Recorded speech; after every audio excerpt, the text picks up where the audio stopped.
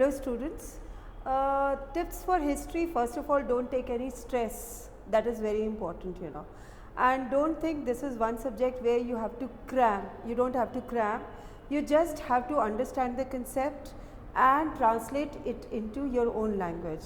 Generally what happens with the students is they start cramming the whole chapter, and once they are into the examination room they start forgetting it, and then it becomes a struggle for them. So one thing very important is, don't cram any chapter, go through the chapter, understand the concept and try to write down those points on the paper, so that on the day before the exam you are able to revise those points, that is one thing. Second thing is that what I feel is that you should be paying attention to source based questions.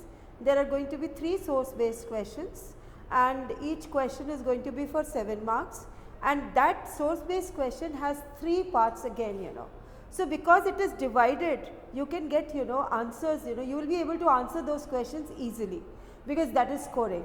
So 21 marks are in your hands. So in the book, whichever source is given, be thorough with that, understand it, and then try to formulate your own questions also for that. That is one thing. Don't neglect the map. Map is okay for 5 marks, but then again, you get 5 marks out there.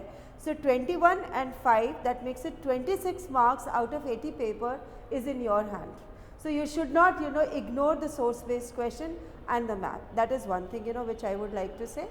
Then the second thing is, that make subheading in the answer sheet. You should be making subheadings for all the answers which you are writing.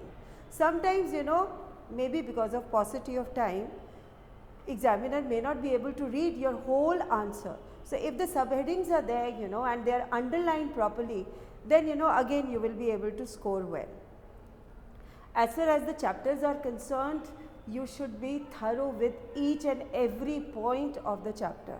And Gandhiji's chapter and partition of India should be done together, because they are interlinked chapter, Then revolt of 1857 chapter, you should be thorough, because generally there is one question from that chapter every time, As far as constitution chapter is concerned, which is the last chapter of part 3, that is generally you find, it's a source based chapter, and you get a source based question from that chapter, In part 1, which is ancient India, Indus Valley chapter, you should be thorough, especially, the city planning, you get a question on that, And the 4th chapter, where you have Buddhism, Jainism, that chapter also, you should be talking about, you should be thorough with Buddhism, Jainism and about Stupas.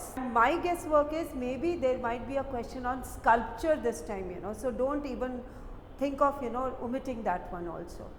Then what I find is that Aine-Akbari, there can be a question on Aine-Akbari. Students generally get, very confused. In the paper they find a question on sources of Mauryan Empire for 8 marks.